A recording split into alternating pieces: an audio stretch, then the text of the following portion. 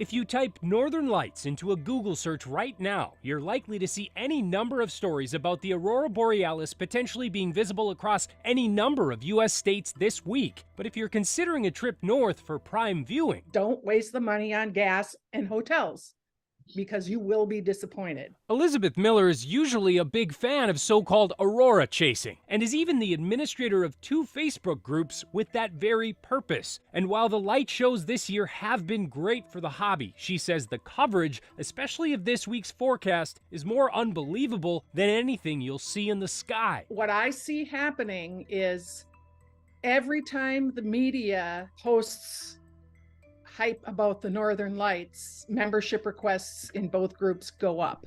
I notice you use the word hype. The media is blowing this way out of proportion and getting people's hopes up, thinking, oh, the Northern Lights are going to be out on this day at this time.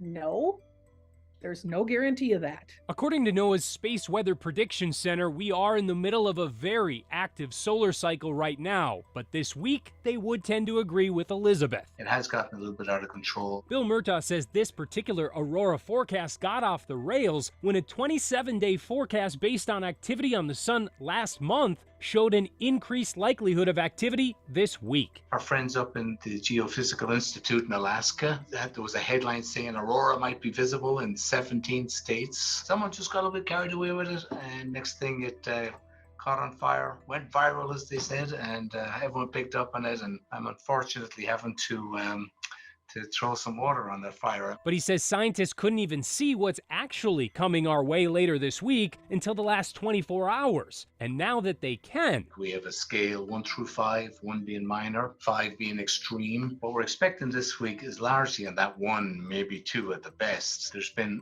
a lot bigger activity in the past couple of months, and there's a lot bigger activity expected in the coming months, but just not expected this week. If a PhD level space weather physicist still struggles to understand and predict this stuff, the rest of us, we don't understand it. We just don't. Even when there are predictions that seem pretty solid, is it still kind of a crapshoot? It is always a crapshoot. But I've gone out with numbers that are huge and nothing has happened. And likewise, we have seen numbers that were marginal at best and the sky has blown up. I don't see it materializing, but we'll see.